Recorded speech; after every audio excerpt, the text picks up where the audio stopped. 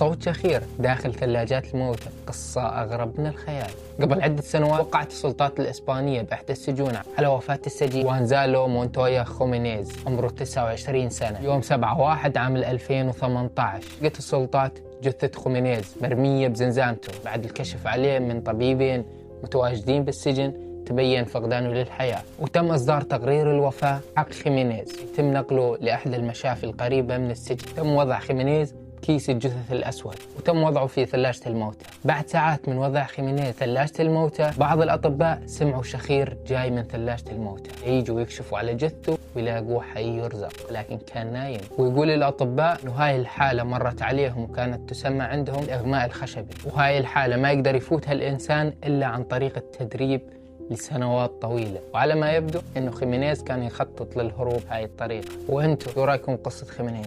اكتب لي رأيك بالتعليقات.